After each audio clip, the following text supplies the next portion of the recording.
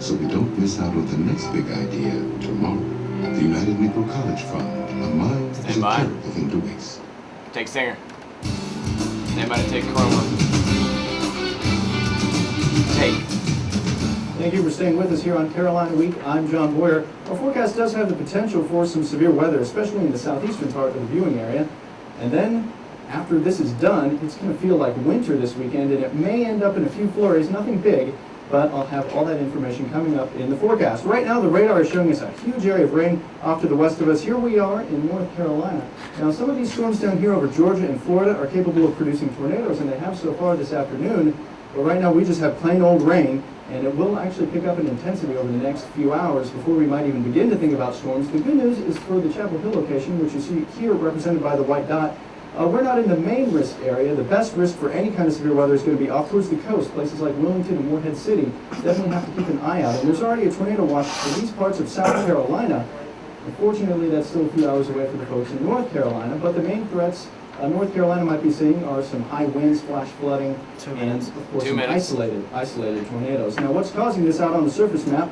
Here's an area of low pressure off to our west, big deep in the jet stream aloft, that brought this into position. Now, this warm front you see is just about to pass through, and that's going to bring our temperatures up overnight. But before this cold front rolls through, that's when we'll see a heavy patch of rain and some storms for places, say in the southeastern part of our viewing area that are watching us on Time Warner Cable. Cold front's out of here for the day on tomorrow, so we will have a mostly pleasant day. High pressure will take control of our weather, but that doesn't mean it's going to get cold immediately tomorrow. Tomorrow, not too bad of a day, just some partly cloudy skies, but our next weather maker is back here over Texas and New Mexico. It's going to slide along the Gulf Coast, and by this weekend, if you do happen to be traveling, here's what it means for your travel plans. Rain for us in the Piedmont and along the coastal plains, but snow and snow showers for places in West Virginia and in the Appalachian Mountains and up in Pennsylvania. So if you're driving around, especially I-26, I-77 through Virginia, or 64 off to the game in Kentucky, watch out for some icy conditions, especially after dark. I'm sure it'll be nice and toasty inside the basketball game in Lexington, Kentucky on Saturday, but outside it's going to feel really cold, 36, maybe some flurries, just partly cloudy skies.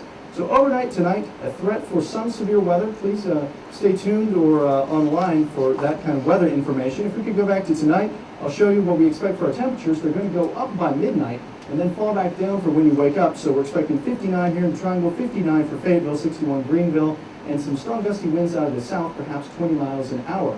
Then for the day on tomorrow, we don't really heat up that much from where we were at our low. Just 61 for the Triangle, 64 in Fayetteville, 57 back toward the Triad. Maybe an AM sprinkle, but other than that, partly cloudy skies are clearing. Here's a Carolina Week 5-day forecast. Partly cloudy skies Thursday and Friday. Temperatures begin that decline into Saturday and Sunday, down into the 40s. And now nighttime low, especially Saturday night into Sunday, that's 28 degrees.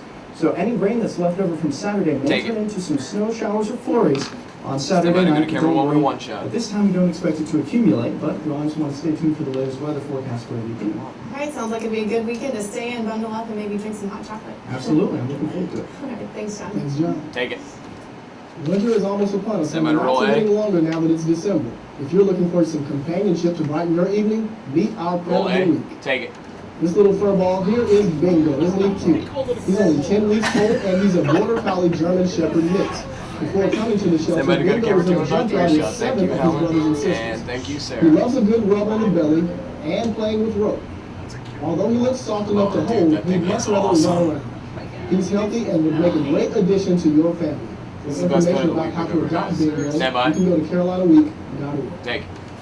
And now sportscaster Simone Scott Somebody joins go to camera one. Simone, big win for the Tar Heels this week. Packed house at the Dean Dome last night. I was in the building, and the national champions didn't disappoint. That's right, Chris and Lauren. And after the break, a rematch Roll for the B, national championship. For the third time near the Music charm under. for the Spartans. Mute your mic, music up. Fade to black, roll C, track it full, and dissolve.